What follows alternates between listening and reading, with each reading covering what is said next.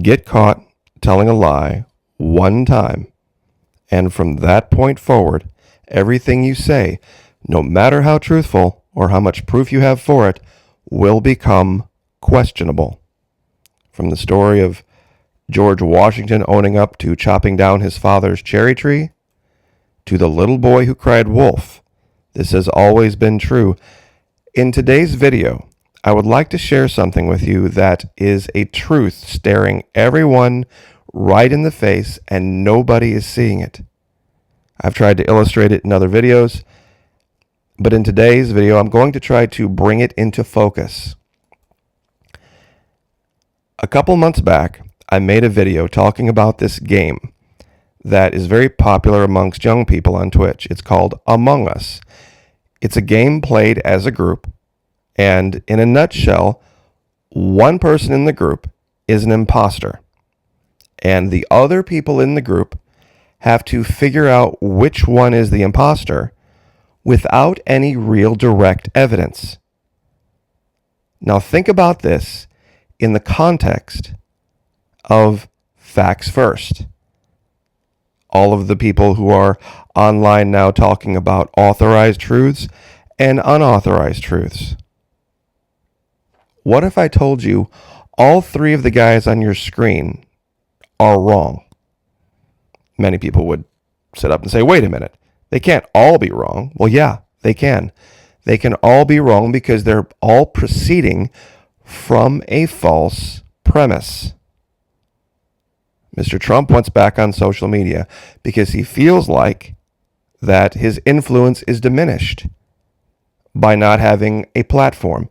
These guys want his influence to be diminished, but it makes the assumption that those platforms have the ability to influence things in real life.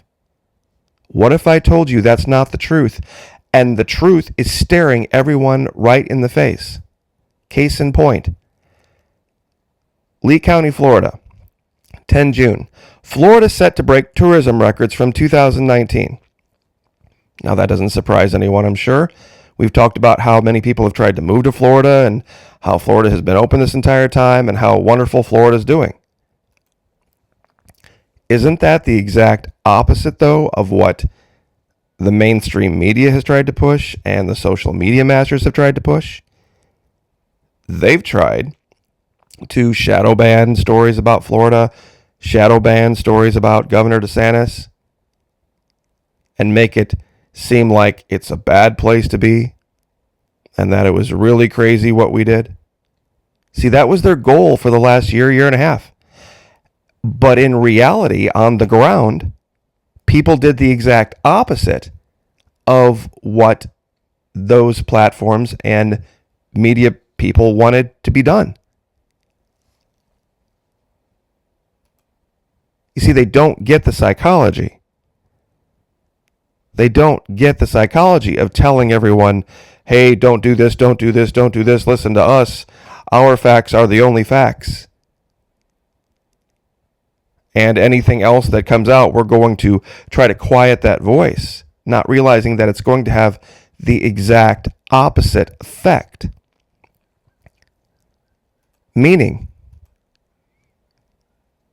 Mr. Trump's influence has actually increased by him not being on these platforms. Now, many are like, wait, how can he influence without saying it? Think about it. When you tell somebody not to listen to somebody or don't do this, what are they going to naturally do? Anybody who's had kids knows exactly what I'm talking about. Don't tell them, or pardon me, tell them to not get into the cookie jar. They're going to get into the cookie jar. Tell them not to listen to that music. They're going to listen to that music. Tell them how wonderful California is and how their utopian progressive paradise is the place to be, and they will leave in droves like rats off of a sinking ship. This is exactly what has happened. People fleeing California, heading to the red states. But how can that be if social media is so influential? In real life, it's not. More proof. In another video, I created this image that shows in the upper left Joseph Goebbels, top center Leni Riefenstahl, top right Joseph Mengele. This was the public opinion control machine of the Nazis during World War II. Goebbels had control of print media, Riefenstahl of visual media, created movies and different things that promoted Hitler and promoted their regime. Mengele was in charge of the medical profession. We have their exact analogs today in Dorsey controlling Twitter, Wasicki controlling YouTube, and Fauci controlling the authorized medical opinion. But what do we know of the history of the Nazis? They failed. They failed miserably. And they were resigned to failed regimes in history. This is what's happening because the exact opposite became true. They just don't get psychology. They don't get the backlash.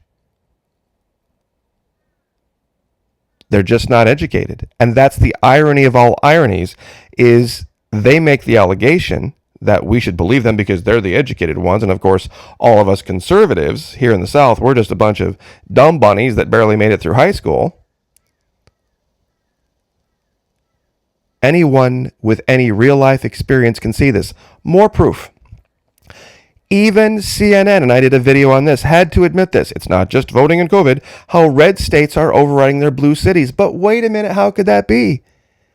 Liberals are in control of ABC, CBS, NBC, MSNBC, CNN, and to some extent Fox.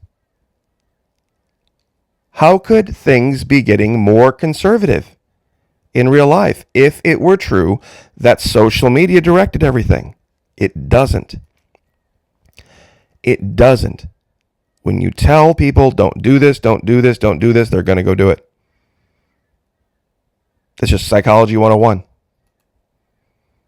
Now, those of you out there who have had your wake-up moment, never interfere with an enemy in the process of destroying himself, and right now the liberals in the process of doing that. So please, let them continue to do what they're doing with all of the censorship and the banning and all this kind of stuff. In real life, it will be their end. It will be their end because when we go back here, this game, and I believe, and millions and millions and millions are playing this game across the globe. This game teaches critical thinking skills and how to make decisions when you don't have 100% rock solid visual proof evidence of something, which is usually the case in most of real life.